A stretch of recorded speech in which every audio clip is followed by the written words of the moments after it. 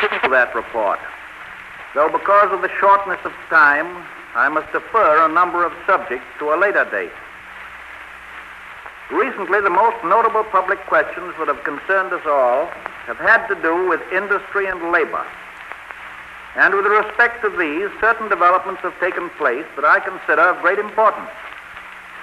I am happy to report that after years of uncertainty, culminating in the collapse of the spring of 1933, we are bringing order out of the old chaos with a greater certainty of the employment of labor at a reasonable wage and of more business at a fair profit.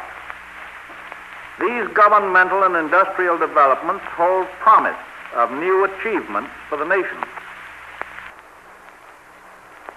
I believe that nearly all Americans are sensible and calm people.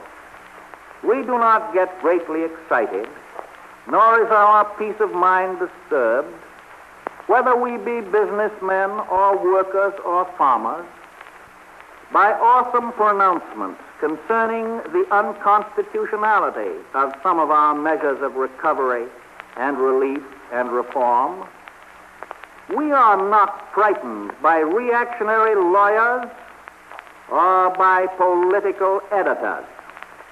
All of these cries have been heard before. More than 20 years ago, when Theodore Roosevelt and Woodrow Wilson were attempting to correct abuses in our national life, the great Chief Justice White said this: "There is great danger, it seems to me, to arise from the constant habit which prevails where anything is opposed or objected to, referring without rhyme or reason to the Constitution as a means of preventing its accomplishment, thus creating the general impression that the Constitution is but a barrier to progress, instead of being the broad highway through which alone true progress may be enjoyed." In our efforts for recovery, we have avoided, on the one hand, the theory that business should and must be taken over into an all-embracing government. We have avoided, on the other hand, the equally untenable theory that it is an interference with liberty to offer reasonable help when private enterprise is in need of help. The course we have followed fits the American practice of government, a practice of taking action step by step, of regulating only to meet concrete needs, a practice of courageous recognition of change.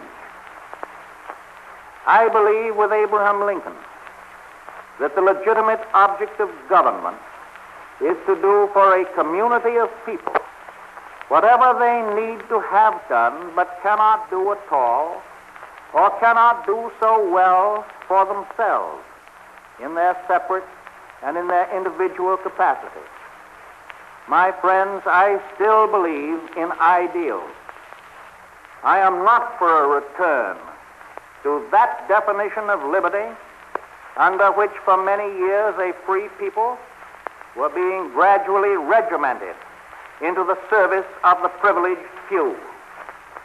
I prefer, and I am sure you prefer, that broader definition of liberty under which we are moving forward to greater freedom, to greater security for the average man than he has ever known before in the history of America.